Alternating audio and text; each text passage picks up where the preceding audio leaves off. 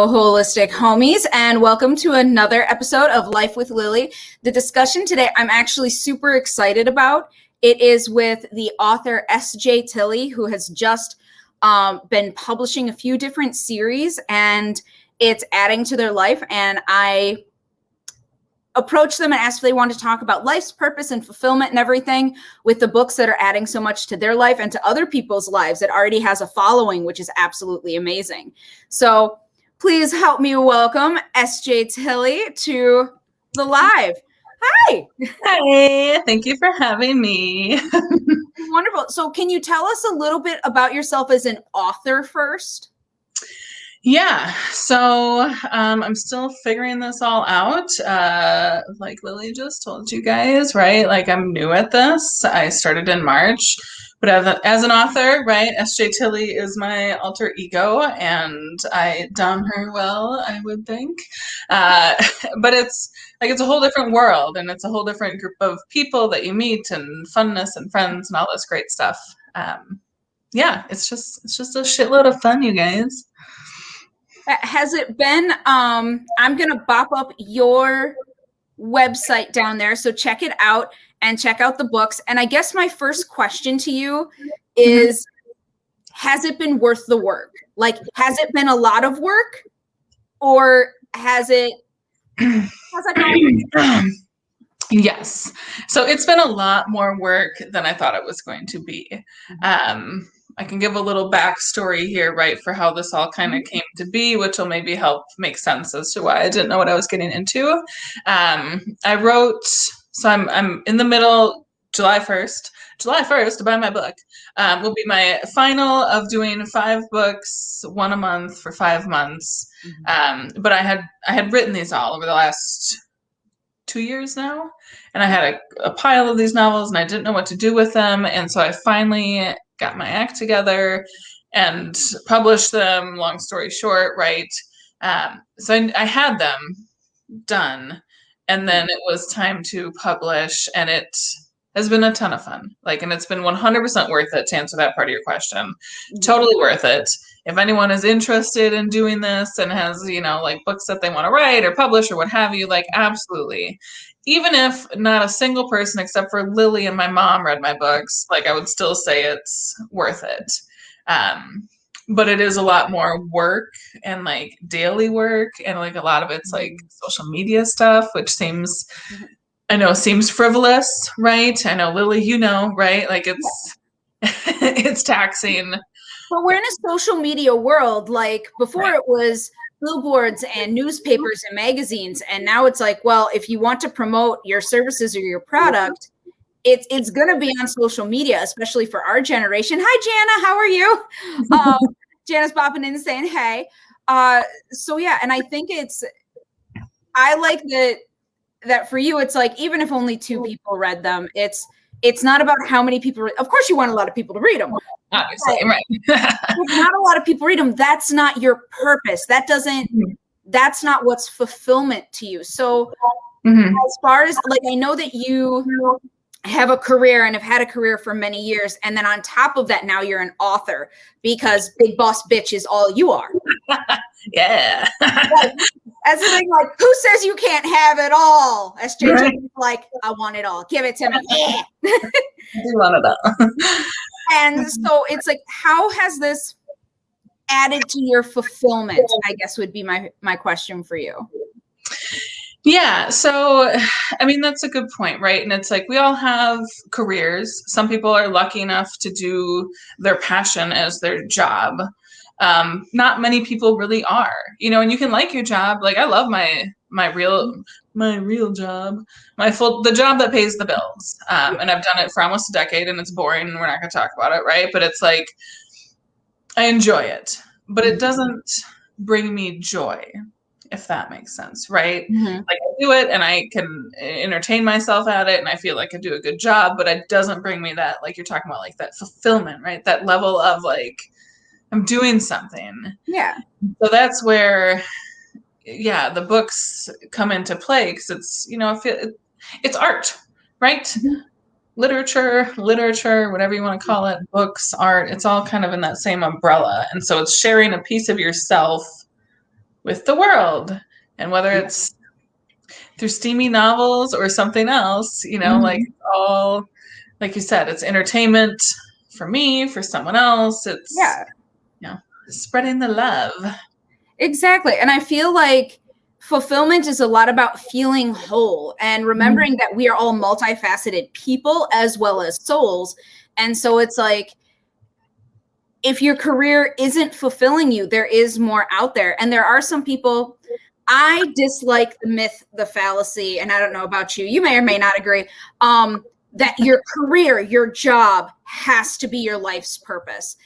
And I do not agree with that. And the example I always give people is like, I bet you the garbage man, not his life's purpose, not his fulfillment, but it's good hours where you get off work early and get to spend the evenings with your kids, and it's a good pay, and then you can like go travel or whatever. Like, your job doesn't have to be your life's purpose. I don't like when people put that myth that it's like that's what it has to be, because like you have a career, like you said, for 10 years, and then this is also like fulfilling it, and you're doing it life's purpose, and kind of is, like you said, giving a part of you to the universe and to the world, however that looks to you. Like me, it's through healing, you, it's through writing. And well, I want you to say the names of the books, because right now I'm blanking and I'm so sorry. Okay, yeah. Mr. Sin and the Sleep series, but I don't remember the titles of the books. Yeah. First, before I get into the titles, I 100% do agree with you. And I think that not always, because some people like yourself, are able to do this and it's through hard work and you're living your purpose and everything else. But like a lot of times it's a privilege to be able to do that. And yes. I know a lot of people, I know a lot of authors, a lot of indie authors, independent authors, independently published. That's what that means. So I know a lot of indie authors like myself whose spouse pays the bills with their income, and they do this as a hobby turned career turned whatever, but like this isn't their primary source of income. And so like that's a privilege to be able to do this as your quote unquote full-time job, because someone else is helping, right? And so too, I saw, not gonna name names, right, but I saw this author post recently whose book blew up, right, which is what we all hope for, is like to have everyone and their brother read my book and have it go totally viral, millions of copies. Would I quit my job in a heartbeat, like to write full time? But she made a post, and it was social media, whatever, but she was like, I'm taking the leap and I'm gonna, do this. And it's like, okay, you're taking the leap, but you're also like, you can only take this leap because it got famous, and so it's like that's a super privilege to be able to like be that 1 in a million shot that like is now able to follow this path and leave your job in finance and whatever else it was, but that previous career for like allowed you to finance this side project. There's that, it's a quote, and it's from like a TV show or something, and it's like, the novelty of the starving artist wears off fast. Oh yeah. Yeah. Yeah. Like I won't quit my current job because and until you're up there with, right. Yeah. The biggins that have their books made into movies. So Jana has a question for both of us. When did you know or feel you are living your purpose? Was there a particular moment where it just hit you? I'll let you answer this one first, because yours came later in life than mine did. Yeah. So I published, my book titles, I published them on the 1st of the month. So Mr. Sin was March 1st, Sin 2 April, and then I have Sleep Kitten, Sleep Sugar, and Sleep Banshee is about to launch. And so we have the Sin series, which is like a romantic suspense, and then the Sleep series, which is hockey rom-com. So I've been writing these for about 2 years and didn't know what to do with them. Had something occur where I was able to like talk to someone and help me out, like to get them launched. When I got that first copy, like the first ever physical copy of Mr. Sin in the mail, like I sat on the floor and I cried. I was just like, this is like happy cry, right? Like I'm like, this is it. Like this is the physical manifestation of what I've been working on and what I've been dreaming about, a dream I didn't even know I had until recently, and it was So I'd say like that was the first moment. It's everything in life is a series of moments, right? So it's like that was the first moment. And then I'm in all sorts of big reader groups on Facebook. And then the first moment I saw my now new friend Annie posted about Mr. Sin and was like, holy shit, you guys, why isn't everyone talking about this? And from there, like the book blew up, like watching the numbers, the sales, everything else. So like that was the next one too. So it was seeing someone I don't know, because I love all my friends and family that supported me greatly, whether out of obligation or because they really like it, you know, but like to have a pure stranger do something like that was that next feeling of like, all right, this is happening. Yeah. I would agree with that. So mine, this author's, I was about to call you by your nickname. Oh my gosh. So for those watching, S.J. Tilly, the author, I have a nickname for them. It's Bam. And it's because I have known this gorgeous human for decades. We were friends when we were in womb because our mothers are best friends. And so we were just born together. True story. And so it's like I have to keep looking at the title because I'm so used to saying the nickname that I'm like, no, it's the author. It's but that's another thing. Like your friends are identifying you as your author name, as you know, as a professional. And I think that is a huge energy shift that even people who have known you forever and we're just like, no, now you're an author. Now it almost feels like the vibrational energy has raised for you. Ooh, I like that. With that. So I approve. For me, my life's purpose was a little bit different. So I am a holistic practitioner, as most of you know, and I do healings and readings and that kind of thing. But I was born this way. I was born seeing spirits and energy and talking to the dead and all that stuff. And so for me, it was just natural. And even though like growing up, I went through phases. Like I wanted to be a circus clown for a while. That happened. That was a phase. I had a phase where I wanted to be a lawyer because I wanted to be normal. That was the time. Normal. Boring. What's that? Just things to aspire to. Normalcy. Ugh. And now that I'm sitting there going, oh, I'm so happy that I did not decide to go on that journey. But really I started my training when I was 10. And so it just became very natural for me to come down and figure out that this is my life's purpose and just continue with it nonstop. And then have, you know, the career and the events and everything that I do now. So for me, I really don't know if there was one moment. It was more like, it just felt natural to follow this path. And there was no aha moment, because it was just me and what I was meant to do. And as long as I got out of my own way with my giant ego, it went great. And I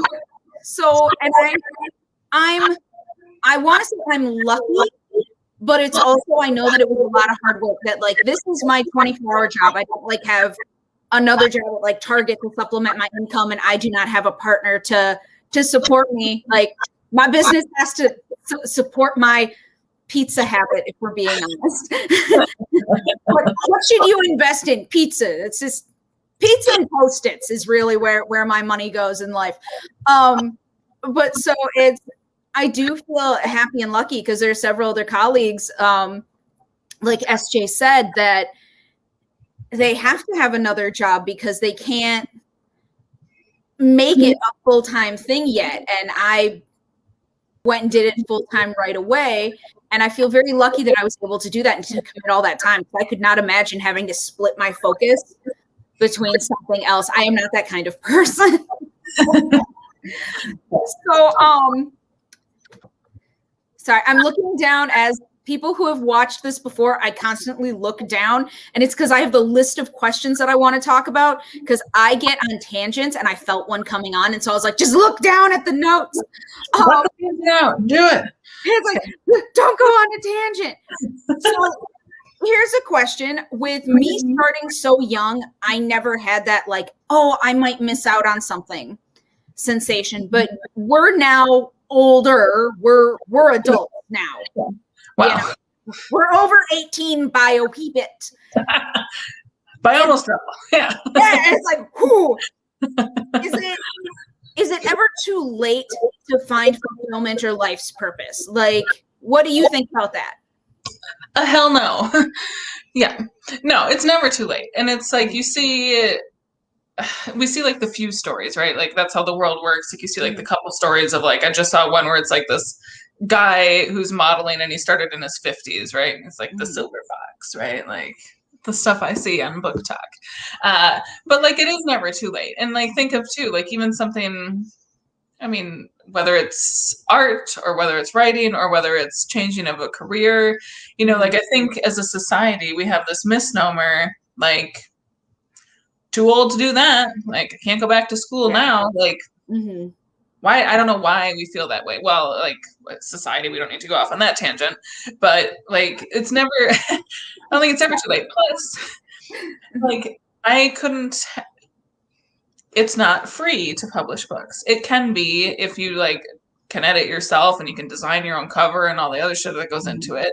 But I can finance this stuff now because I'm older and I have a job, and like that again allows me the privilege to be able to spend money on these sort of things. But like, no, I don't think there should ever be an age limit. I think we put ourselves in these boxes. You know, I know I've talked to people our age that are like, oh, I wish I would have done this as a career. It's like, shit, do it. Yeah. Like, why wouldn't you? You're not dead. Like, there's absolutely no age limit on it. And I think you're right. That is another myth that a lot of people have. Oh, Jana's like, we love tangents, though. I'm sure we will reach them at some point during this conversation. We're just going to go down the rabbit hole and go with it.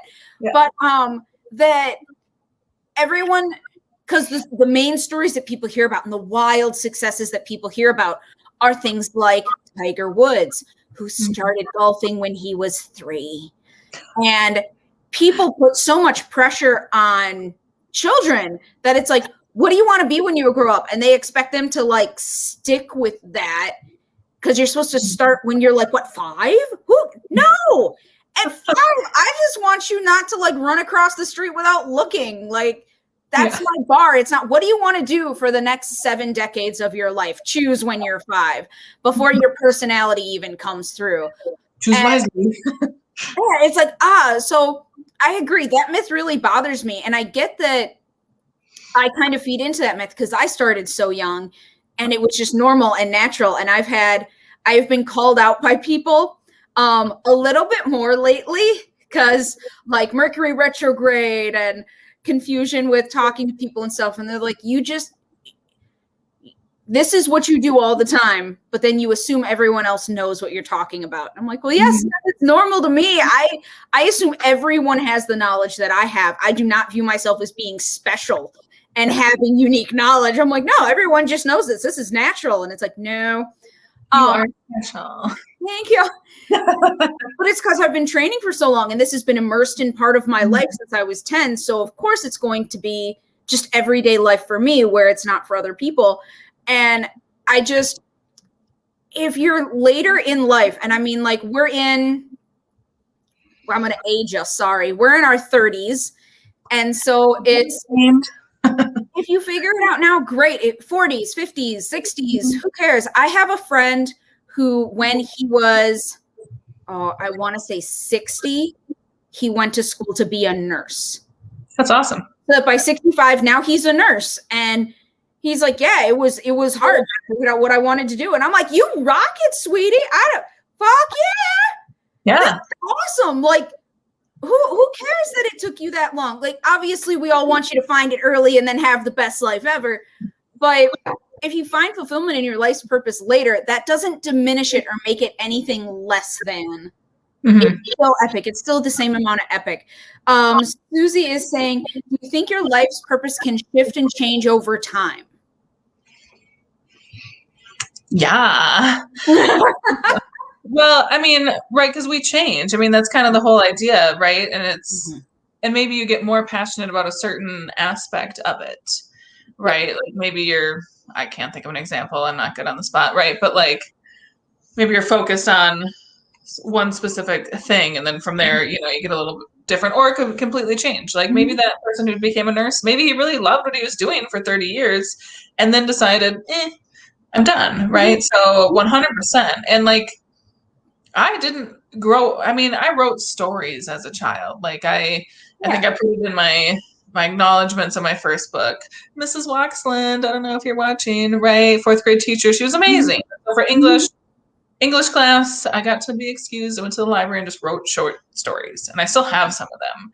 But like so I've enjoyed writing my entire life. But like I never aspired to be an author. I didn't even think about it. Like it wasn't a plan. It wasn't like I'd wanted to do it for 2 decades and I finally like got the courage. It was like I didn't even considered it. So my life purpose before that was to just like find happiness and joy and save dogs, you know, which are all still part of my Absolutely. Well, and it's I think okay, so this slight tangent. Everyone's getting the tangent that they asked for. So life's purpose, can it change? I would say yes. It can evolve, like SJ said, but it can also be where you think you're happy and you have a life's purpose, and then something shifts. You could get really sick and not be able to be a physical therapist or a fitness instructor anymore, and then you're gonna have to find another life's fucking purpose. It could be where you have trauma and you're not able. So big events that change your life can change your life's purpose. Absolutely. And don't rag on yourself for that at all. Like your soul is ever evolving and ever changing in the world around you, and you can't control the world around you. And so if something happens, just continue to move forward with grace and love and rock your authentic self. And then the other thing I want to talk about is a theme. So can your life's purpose change? Yes. Some people stick within the same theme though. So as many of you know, we are all animal lovers here. At the beginning of most of my events, we have an animal check-in. I shit you not, where I ask about the attendees' animals, because that's what we're going to talk. That's the most important. That's how we start. Most important thing before we talk about any humans, it's like, how's the pug? I know he was just adopted. Is he still having tummy issues? Oh yeah, we go into it. But it's so if you have a theme of your life, so let's do animals. Your life's purpose has to do with animals. And so you start by being a vet or a vet's technician. And then that morphs into owning a shelter. And then that morphs into adopting a bunch of animals when you're old and you become the crazy cat lady, but you're the awesome crazy cat lady because you're fulfilling your life's purpose. So it's like, you see how it's like, it's the same life's purpose with animals, but it evolved as you grew and changed in your life. I appreciate those life's purpose most if I can play favorites, which I do. No shame, I'll play a favorite.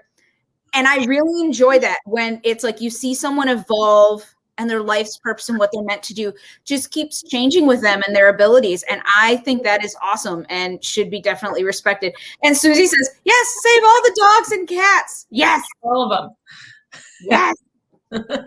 So what are your opinions about that tangent there? Me? No, I agree, right? And I think that's how it all starts, right? Like you said, like you evolve, you grow, and like you can't, we're all dumb when we're kids, like, and we're kids until we're like 25, like some longer than others. So again, also a separate tangent, society, right? Like going straight to college when you're 18 and trying to figure out what you want to do with the rest of your life and dropping tens of thousands of dollars on a degree that you may or may not use. And like, I mean, we're put all this pressure on you to like figure out what you want to do. And like, you have to follow these rules and these stepping blocks. But then you have a bunch of miserable people. Like there's a lot of unhappy people. And you can work your job. I mean, like myself, right? Like I work my job, my day job, and then I find time to do this other thing. I mean, I don't know how people with like children manage to do this, because I know there's a lot of indie authors out there too that work a full-time day job, have kids at home, write at night, like shit, more power to them. But it's like once you get into there, right, you just keep digging further into the weeds and finding out what it is you want to do. Like for us, like, we like boxers. We started with a puppy and then we rescued one and now we continue to rescue them. And then we look at old ones and then we, like it's not just this thing about dogs. Now it's this thing. And what else can we do? And who else can we do? And it's all things to make you feel, I mean, it's not just to make you feel better, but like, it's good to feel good about yourself, right? Yeah. And it's feel better, like raise your vibration, but feel better, also feel whole. Mm-hmm. If we're being honest, before the dog, before Dwight was the first, before Dwight came into your life, was there something missing? Did Dwight fill a hole? He filled the hole and started a whole new one that will constantly be filled by boxers. And that's just, yeah, it's one of those things too. And you made a comment earlier that I'm glad you said that now, because now I remember that you said it, right? But it's the whole, you think you're happy. Mm-hmm.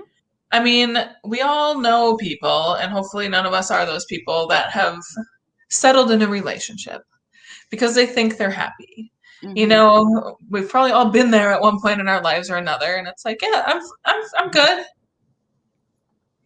Is that really like the emotion you're looking for in life? Is like, yeah, I'm good. Mm-hmm. Fuck. Like, no, I want to be great. Like, I love the answer. It could be worse. And they say it with like this neutral face. And I'm just like, if you are not shitting rainbows about your life, yeah, I have an issue. Let's work towards that a little bit more, shall we, people? This whole like, well, are you happy? It could be worse. That's not a way to live. Like, you should always be content and happy with where you are at the present moment because you've worked so hard to get there, while striving and looking for the future and manifesting. Absolutely. So, right. Yeah. Obviously, people go through shit, and not everyone's happy and sunshine all the time. So I can understand that. But like, if there are things in your life that you can change that you're not thrilled about, life is short. Like, change it, try it, write that book, publish that, whatever, try this, you know, volunteer somewhere. If you can't afford to change your job or your career, you know, and maybe you can't go back to nursing school, but you know, they have volunteers that work in hospitals. Like, you could do that and just see if that helps. And maybe that's close enough to what you think your goal is, that you can feel that purpose, you know. Like, I think that's something too, like, people feel so stuck, you know, and it's like, but there are options that don't cost anything other than your time, that can open doors to let you know if this is something you're interested in. Yes. And I'm glad you brought that up, because that reminded me of something that, so for you wrote these books, but then you did nothing with them. And I have seen so many people, I'm getting to a good part, I swear, I'm not being it. So I have met so many people who come to sessions and they're like, tell me my life's purpose. And you can do it in a psychic or a tarot or whatever. Absolutely.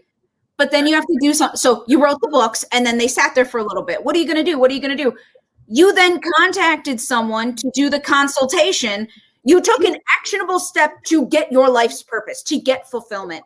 It's people. So many people out there sit back and go, it'll fall into my lap if it's meant to be. No. Don't, for everyone watching, don't do that. Feel empowered enough to take control of your life, that you deserve to be happy, and get the consultation to fulfill your life's purpose or whatever.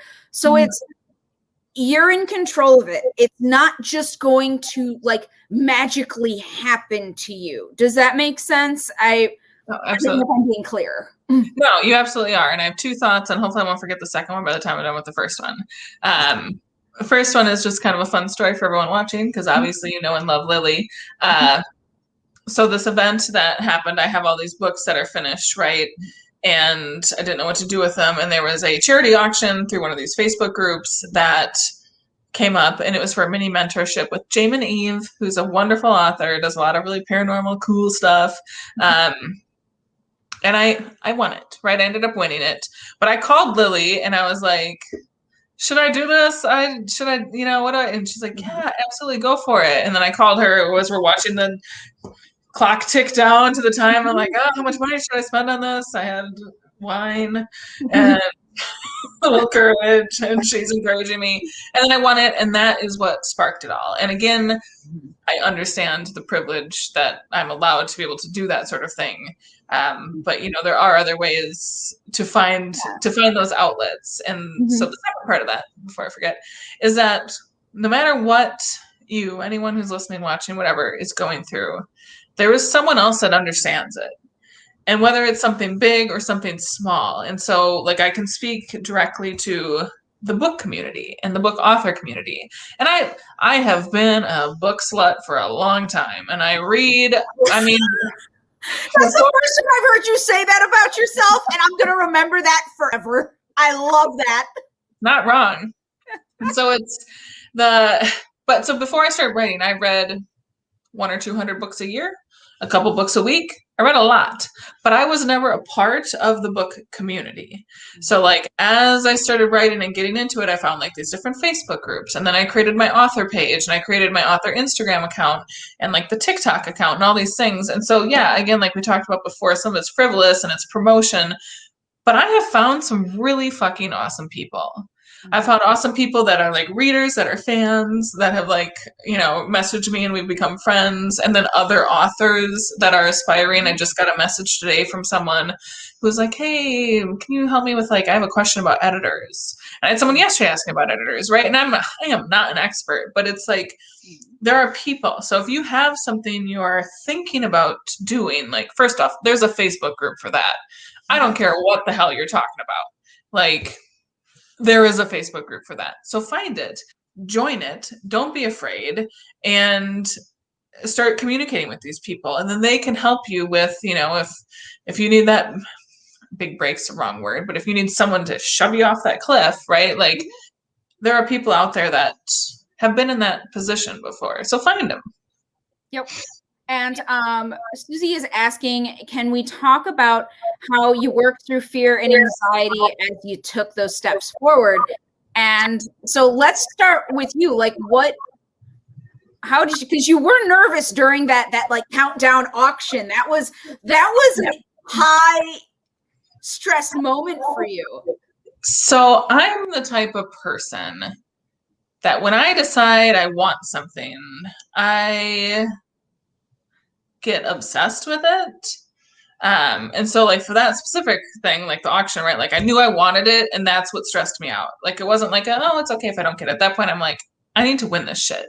And like these other bitches are bringing up the price, and I don't know what to, you know, like, so that, you know, it's like I get very, this is going to happen. I'm going to make this work. So that I was able to, you know, accomplish. But when it comes to like the stress, the fear, the anxiety, I personally am lucky to not be an anxious person. Like I don't suffer from anxiety. Lucky bitch. So my answer, I will give you my honest answer, but it's not going, you know, it might not be helpful to a lot of people. And a lot of the people I talk to that are also authors, say that fast. You know, they talk about just like the stress of it. And there's this thing called the imposter syndrome, I think it is.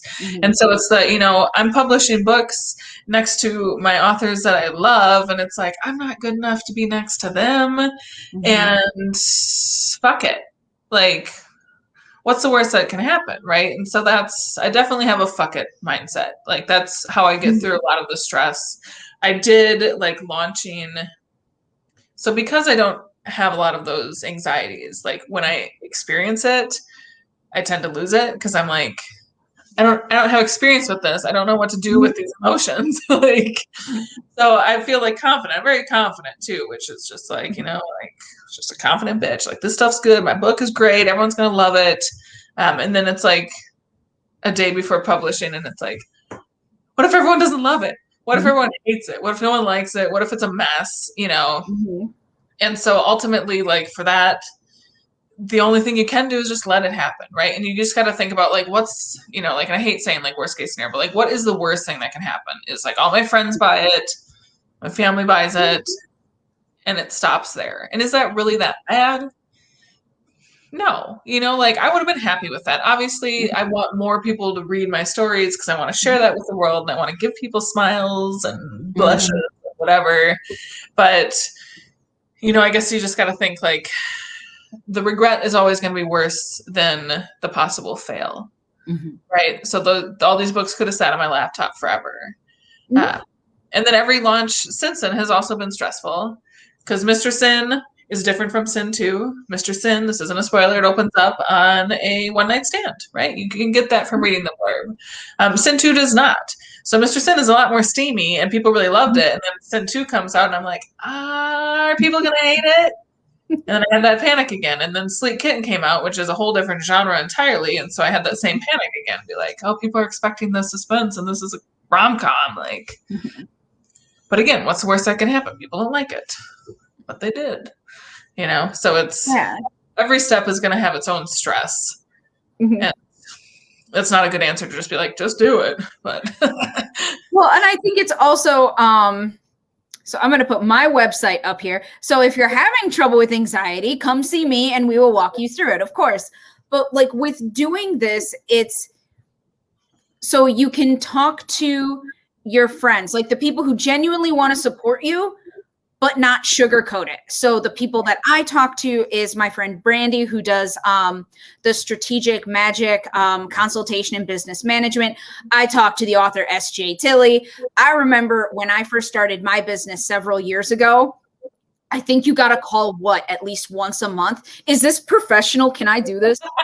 Those are the best. I'm not quite sure how to respond without saying cunt to somebody. How would I word this to make it sound like I can say it in a conference room?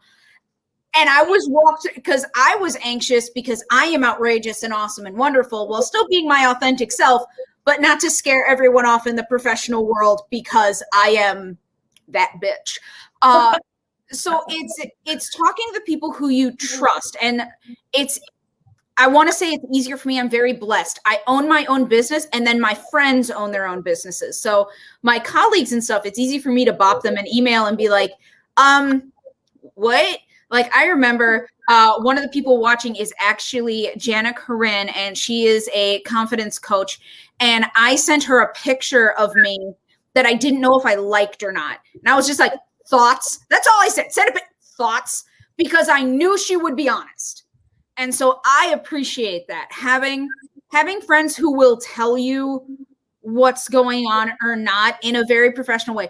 With that, don't ask people who aren't, if you're doing this professionally, like depending upon, like, S.J. Tilley has not once asked me how to do publishing. Do I know a publisher? Guess what? I don't.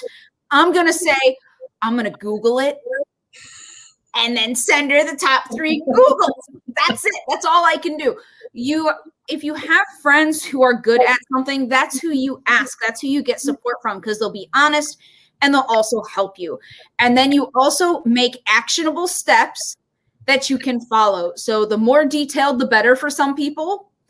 And so that way you're not like, oh, what if this happens? And what if this happens? You already have a plan. It's all good. You can also do things like asking dowsing rods or a pendulum, so that it's like, am I supposed to do this? I started teaching classes at the Minnetonka Community Education, and it's a lot of fun, and I like it. And the people are really sweet. And I asked the dowsing rods, am I meant to do this? And it said yes, and I did it. And I'm super happy that I did. But I asked dowsing rods. I wouldn't have done it without asking the dowsing rods. I had to ask something outside of myself to figure it out. Absolutely. So it's those types of things. It's also, so I have anxiety. I have bad anxiety. I have creepy anxiety. And so for me, it's like, honor who you are, where you are. Do not judge yourself, and do what you need to do to get over it and deal with it. So without adding, not without re-traumatizing or following paradigms or anything like that. What I mean is, like, for me, sometimes it's white knuckling it through it. If it's a certain kind of anxiety, it's like, yep, no matter what, this has to happen. It's kind of like when you go to the doctor or something, it's like, nothing's going to make it any easier. So just clench your fists, tell the doctor you're upset, and get through the gyno appointment. All women have been there. Don't act like you haven't. So I think that's a really good for the men out there. I'm so sorry. Think of a prostate exam. It's the same thing. Right. But so sometimes you just have to white knuckle it. And other times you figure out your coping mechanisms to make it easier. So if it's easier to have the plan written out and look at it and know what's going on, do that. If it's easier to distract yourself. So it was, oh my God. S.J. Tilly really likes the TV show Castle that used to be out, and of course it was Nathan Fillion, who is our captain above all else in Firefly. But in one of the episodes, he's a famous author in it.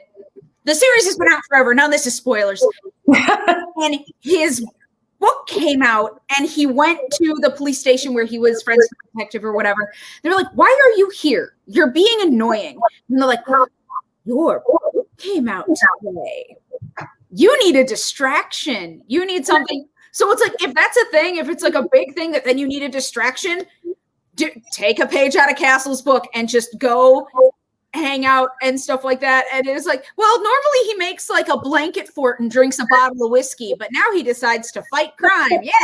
So you have anxiety, and it's like, it's something like a release date you have no control over, and like, get a distraction. Go to the movies, go do something that completely takes your mind out of whatever you're doing. And I don't mean like, if people can get fully immersed in a book, absolutely, especially the S.J. Tilly books. I think, the Mr. Sin series is really engrossing, so if you need a distraction and you can do it with a book, pick up that one. Absolutely. If you can't do it with a book, because me, if I'm anxious, I am reading one or two sentences and I'm putting and pacing and picking up, and it's not okay for me to read when I'm anxious. I get two sentences in and I freak out. But it's different for everybody. So handle your anxiety the best way for you without damaging yourself in any way, type thing, whether it's distraction or asking friends for help or anything like that. And eventually you do what you do when you're past like your first few steps, just like S.J. Tilly wrote the books with no help. But then when it came to the next step, got the mentor. Like, I started my business all by myself, and then I asked friends for advice and colleagues for advice. But then when it came to like branding, setting up my website, doing business courses and SEO courses, I didn't ask friends. I hire people. Like, I give them money, they give me knowledge to run my business. And that happened later, like after I made enough money that I could invest more in my business thing. So it's steps, it's progressive steps to get over. You're constantly changing and evolving, so just honor it, type thing. So that is how someone with an anxiety disorder deals with anxiety while running a business and dealing with their life's work. Yay! Good information. Definitely. So thank you, Susie, for the question. That is a good one for those of us who get a little about certain things. So here's a question that I wrote down, and I know we've touched on it, but I kind of want to touch on it again. Do you think that you need to make money to feel fulfilled with your life's purpose? No, I absolutely do not think so. And certain purposes don't lead to making money. Like if your purpose is to rescue all the cats and dogs, you're not going to make money doing that. Like you're going to spend all your money doing that. Yep. For me personally, right, like the money factor, the reason I want to make money doing this is that I want to be able to do this as my full time. I want to dedicate all my time to this because I really enjoy it and my brain gets obsessed. Like when I decide I've started writing the next book. I started a couple days ago, and that's all I want to do. I want to spend all my free time doing that. I don't want to do other stuff, so for me, like I would like to make enough money that I could quit the other job and do this full time. But that part is not what gives me that fulfillment, right? So I guess it's a validation, in our capitalist society, like getting a lot of money for doing something would be a good validation for it. But it's not going to make the actual feeling I get inside when someone messages me and is like, "Hey, I'm a big fan." Like that feeling comes from other people talking to me, not from someone handing me a dollar bill, right? Like, so it'd be nice, and certain careers, paths, whatever, can lead you towards that. And obviously we all want to be comfortable. but I don't necessarily think they go hand in hand. And on the flip side too, like we all know, money can poison anything. So if you sell out or make too much money and get forced into this, or someone, and that's the being an indie author. Like I own everything about my books, and I publish through Amazon because it's the easiest way to do it. It's worldwide. It goes everywhere. If I went through a publishing house, which if at some point one approached me, I'd have to really look at it, because then you're like giving away your book at that point. You're getting paid for it, but like giving up your rights to it, and so on and so forth. So like every step you take up that financial ring, there are other risks and considerations that you need to take into play. Also, I forgot that it's like getting dark out right now, so I apologize that it's like getting darker and darker where I'm sitting. I'm not gonna get up and turn a light on, so it's me. That is okay. I actually did not notice until you pointed it out. I'm like, all right. Yeah. I would agree, because remember the trash man and everything, that it's like they do something for a career, but it's not their life's purpose. They find other things fulfilling. And it's also, just because your life's purpose or fulfillment doesn't make you money, doesn't make it any less epic or substantial or important to you or to the world or to the universal energy or anything like that. Obviously, it'd be super nice if everyone's like life's purpose and passion made them enough money to have them be comfortable. And I would have to agree with SJ that it's just, I have seen, sadly, more than I feel comfortable saying, healers who then make a certain amount of money and just turn into assholes. And so it's like, and you ask what happened to them, and it's like, success happened, and their ego took over. And especially in the kind of business that I do, holistic healing and medicine and stuff like that, our egos can't be a part of our profession because that doesn't help heal people. And so whenever I see people like get that way, and we know certain authors who, once they made it big, decided to come out about being transphobic trash bags. And not to give anything what you're talking about. Of course not going to name drop or anything, but that cunt of a human. And it's like, what happened? It's like, oh, you have enough success now that you just can say whatever you want. And when I think about that for myself, obviously, if unicorns shit rainbows, and I feel like SJ Tilly is the same, you'd want to do this full time and be comfortable, but not have to work 40 to 80 hours a week to be full time. Like, you'd want this to be, nice and comfortable. And I'm sitting there going, I would love to be on talk shows and to have my own talk show, kind of like this, but in a studio. I'd love to have, travel the world talking about holistic stuff, but that would raise up my career a lot. I'm not quite there yet, ladies and gentlemen. And I never want to be too big for my britches, though. Like, I never want it to be where it gets like, would you agree that it's like, I would like to think that fame and fortune would never make me an asshole, but you never know. I will cut you down if that happens. And I think that's, you said it earlier too, and it made me think of whatever, it's all related, it's all life, right? Is that have several someones in your life that you can talk to and check in with. Like, if I become like a crazy royal bitch, like if I get famous, like there are people that would tell me Lily is one of them, and she wouldn't sugarcoat it. It wouldn't be pretty, but I would know that she's telling me the truth, right? So like, that's the thing. And so too, that was, you had mentioned it with anxiety, and like, instead of building your fort and drinking a bottle of whiskey, go hang out with your friends, which was a great analogy. But two, I think like to broaden on that and to make it more of a general life thing. And this is a conversation I've had with a couple people just recently in this past week, is I think we just all need to be way more honest about everything with everyone. And so this relates to my books in the sense that they're romance books. There are sex scenes in this book. Sex. They say words like cock and pussy, right? And guess what? Like, unless you're a virgin or a eunuch, or you just don't have any interest in it or whatever, like, you've probably had sex. And if you have, you can't judge Even if you haven't, you still can't judge, right? Like, especially like you have children, guess what? You've had sex. Like, but so we get these people that just find it like so taboo and they don't want to talk about it. And like, that's a whole nother discussion about just like the bullshit that people put on romance, saying it's like trashy. When like it's talking about things that we all go through, it's relationships, it's everything else. And so it's like some people too, when I tell them I write romance, they get kind of weird because it's like, oh, is she going to ask me about my sex life? I don't know what they think that makes them weird about it.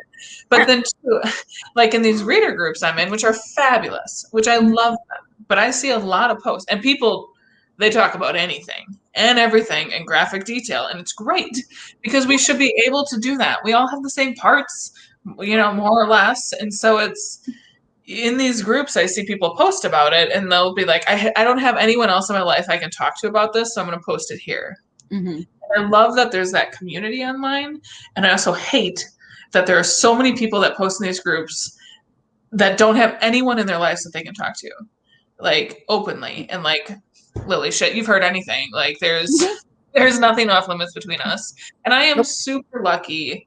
I have a lot of great friends and a lot that I've known for a long time and some that are new, but it's also too, it's like, that happens and that openness happens because you just do it, right? And if you just start talking about something and the person you're with might be like, and then they're going to respond and then you're having an open conversation. So it's like, whether it's anxiety, whether it's becoming a bitch because you're famous, you know, whether it's just like, what do I do to do this? You know, like be honest with your friends. Like you have relevance out there, like just open that door. Yep. And it's you say something that's reminding me of something that it's like, ask the people who know. I have such a hard time with the blind leading the blind thing. And the example that I always get with that is my cousin, who I love dearly, but my God, growing up with him, because every time he would say something, it would be like, my friend Tony said, this is how to date. And I was like, no, you do not ask me. I'm a girl, you know, for the most part, and I'm just sitting there like, don't ask your stupid bros what a girl wants. Ask a girl and we will tell you. And so ask people, because a lot of times, especially with, I'm going to get a little political here, everybody just fucking deal with it. The questions that SJ Tilly asks me are about queer, about trans rights, about stuff like that. Because guess what? I'm queer. She doesn't go and ask her straight friends, is this okay? Do you think this is homophobic? Because guess what? They're going to know fuck all. No offense. I'm sure a lot of straight people know stuff. But why would you go and ask the queer person in your life and be like, all right, seriously, is this inappropriate? And have us go, yes, no, word it this way. Because sometimes it is just a linguistics thing and wording it differently. So if remember that when you're doing that kind of stuff, like ask the people who know. Don't just walk and be like, well, my friends will tell me what I want to hear. Or it's the equivalent of asking a virgin for sex advice. Right. Yeah.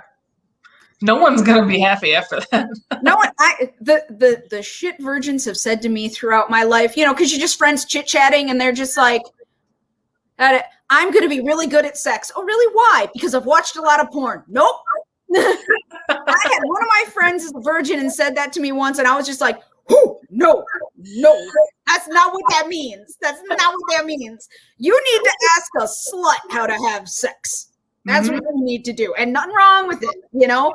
Because you're right. There are so many things that are taboo. And it's not just gender and sexuality and money and all this stuff. With your life's purpose, ask people who know. Ask people who are fulfilling their life's purpose and happy about it. You know, and it's like, oh, well, if you don't know anybody like that everyone in your life is a miserable old shrew, that's fine. We all go through that phase. But find people that get new friends. Yes, join the Facebook group and that you're interested in, and then there'll be people on there that are happy that it's like, how did you make the potted plants a thing and do that? Because you know everyone has different hobbies and life's purpose, and so it's go to people who know what they're talking about when you want advice about your life's purpose. Don't go to people who are miserable or who are super negative. I am an extremely sassy person with a huge ego. I don't view myself as negative. However, being an extremely sassy person with a huge ego makes me sound like an asshole a lot. I'm okay with this. And so it's like, but if I was miserable and complaining all the time, I don't think clients would want to come to me and ask for help with their life. Type thing. So go outsource and find people that know what you're talking about on any subject that you have questions about. Find the human. It's good advice. Oh, so yeah, that's kind of what I have to say about that. So we're reaching towards the end of our hour. So now we're going to go into a little bit of kind of like the calm down, the wind down, because we're all, so you're like getting comfy. So I'm going to pop my website up again. So I am teaching the Psychic Circle. This, I never know which way. It's so hard. I tried. Yeah. I appreciate you. My Psychic Circle is this next Wednesday at 6:30. You can go on lilyofthelight.com and go to the events and check it out. It's $45. You get to ask 3 questions. You get the psychic answer. You also get a guided meditation that's dedicated to the time and an exercise to help you open up your intuition. This is my favorite event. It's the one I do the most throughout the year. I do it every other month. It's wonderful, and it's a great way to build community and build your own intuition. So if you have questions about your life's purpose, ask them here. You'll get a quick answer, and it'll be really easy for you to help you move forward with that. So that is my shameless plug for my awesome event that I love a lot. And now we are going to put up the SJ Tilley website. And so eventually, I know you just started writing the 3rd book. So eventually it's going to be, the Sin series is going to be 3 books, and the Sleet series is going to be 3 books, correct? For now. See, and I like that. I like the number 3. I like the Trinity. I like the well-roundedness of that. So I really appreciate it. Like I said, I'll fuck it all up because I already have outlines started for 4th book on both of them. So well, the 4 directions. I will find a spiritual connotation for whatever you write. I swear to God. I appreciate that. Thank you. And like I said, the Sin books are engrossing. So if you need something to help you unwind or get distracted or anything like that, I very much approve of these books and find them wonderful. If you're looking for something that's like fun and more relaxing, I think the Sleep books are, I feel like they're sassier, but in the cute way, not like in the way, but like, that was nice. You should laugh out loud many times. And if you don't, then that's your problem because they're funny. Yes, exactly. And the reason why I love S.J. Tilley as an author is because I've known them forever, but it's not about that. It's the fact that I know what went into these books and I energetically see what goes into the books. And so I honor the fact that a bit of them is always in the books. And it's really about giving back to the universe and wanting to make people better and have a better place and have more understanding. And I would like to give a shameless shout out because there are queer people in her books, even though she is not queer. And that was a very important thing for me. She didn't do it for me, but when I talked, I'm like, yeah, queer people are not just here to like spice up the story of the straight people. And so there are actually like genuine representation in the books, which I appreciate as a queer person. And so they are amazing series, and I really hope you guys check them out. And if you do, like, drop it in the comments what your favorite part was or who your favorite character is. I have thoughts about this, that discussions will happen. So if you drop your favorite character, that you are starting, there will be conversations after. Well, thank you. I appreciate that. So thank you everyone for showing up. Comment, like, share. This will also be on the YouTube channel later, the Lily of the Light YouTube channel. Other than that, have a great night. Find your life's purpose. If you have any questions about the books, S.J. Tilley can answer them. If you have any questions about your life's purpose or help with that, I can answer them. You can bop either of us emails. We're fairly friendly. Only one of us fight, but I have had my shots, so that's okay. Oh, that's great. All right, my wonderful, wonderful people. Thank you so much for coming, and I hope to see you guys next week. Talk to you later. Bye. Bye.